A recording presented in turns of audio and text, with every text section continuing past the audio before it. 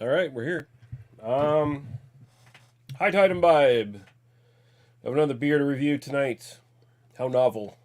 How unexpected. Here we have from Nine Locks Brewing, sitting at 6% alcohol by volume, their white IPA. There we go. Um, you're not familiar with what a white IPA is? You're sitting there, slack jawed, drooling, going, "What be a white IPA, Lee Russell? Will you tell us on that?" I will tell you on that. It is basically a combination of a wheat beer, white ale, wit beer, whatever you want to call it, and an IPA. So think of it as basically just like it's got like some of the elements of a white beer, of a wit, and just like the overall hoppiness and maybe more body. Um, it's got those IPA qualities as well, more bitterness. Um, it's a marriage of those two things. Let's see what they say here. They say it's a light and hazy India Pale Ale at 6%. Okay. Maybe they're just talking about the color. Um, what else do they say here? Do they have the ingredients? Water, hops, malt, yeast, wheat, and barley. So there you go. Wheat in this. Um, yeah. Let's open it up. Let's see what we think. I bought this. So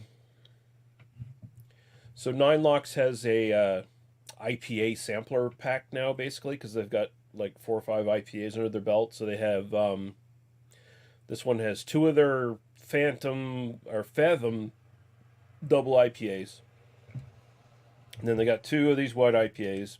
Then they got two of their Frigoffs, which are their East Coast IPAs, and then they have the IPA, two of those.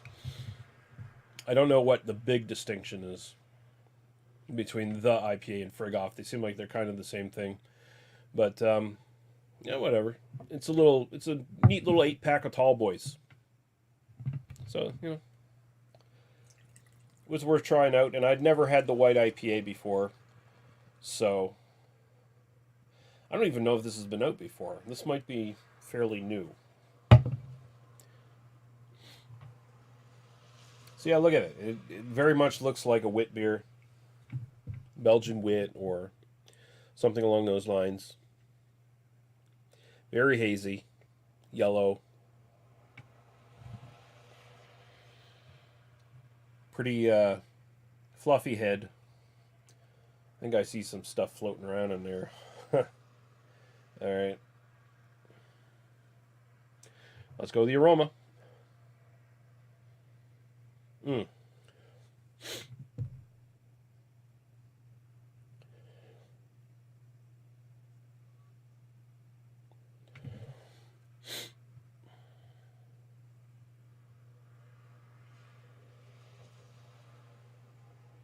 So it definitely smells more IPA than it does wit beer.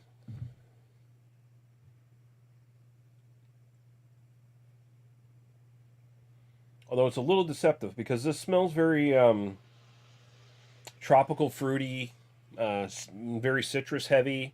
But at the same time, with wheat beer, you're going to expect like some sort of orange peel, coriander kind of notes as well. And I'm getting a little teeny bit of that in here. I think it's definitely an amalgamation. It feels like.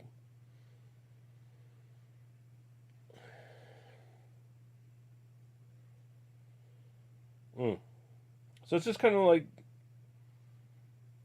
tropical sweet, very as I'm pulling on it,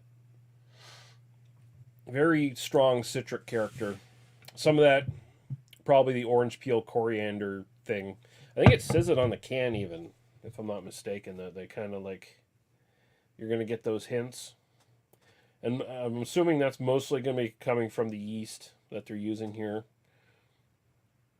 Bready and malty with fruit, blah blah blah blah blah. Coriander and orange peel in aroma. Yeah,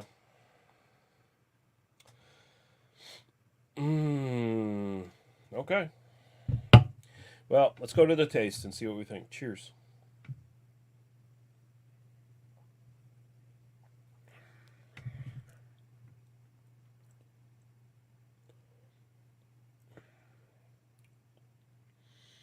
Hmm.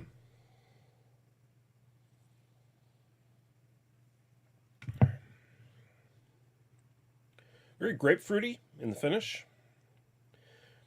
It's got the grapefruit flavor without being super puckering. Like it's not that kind of puckering grapefruit bitterness, sourness. Um, it's just, it's literally just the bitterness and the taste. It's not the overall sourness that you would get from like just straight up grapefruit juice or something along those lines. That's very pronounced. The taste pretty much nose translates right to flavor here. Um, it's very, again, very citric, very orange peel, coriander, definitely there. But the body is like medium bodied. It's got that wheat beer sort of drying mustiness to it that you tend to get with wheat beers.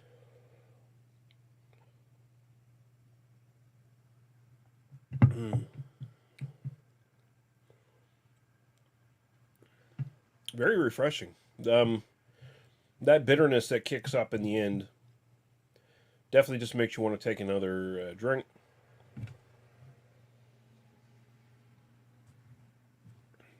Isn't bad. The grapefruit's there, and like I said again, not super sour, so it's not overly aggressive.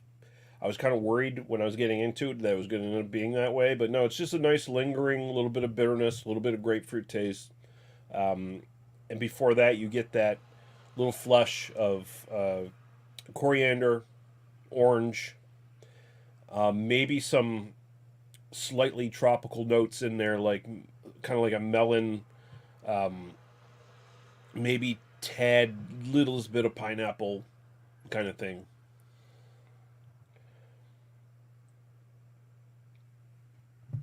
So whatever hops they're using here, they don't tell you. Always bugs me when they don't tell you that shit, but because it'd be much easier just to look the hops up and then pick apart exactly what's going on here. But um, yeah, no, this is really good. I don't know if I've had a white IPA before. I've had white stouts. Um, hmm. I probably have, but style wise, this feels like it does what it says it's supposed to be doing. It gives you a meatier, more full bodied kind of wheat beer, but with that added IPA bitterness. So marries the two things pretty well. Pretty good concept this time out. Sometimes some of these marriages of styles are just like half-assed, not well thought out, very gimmicky.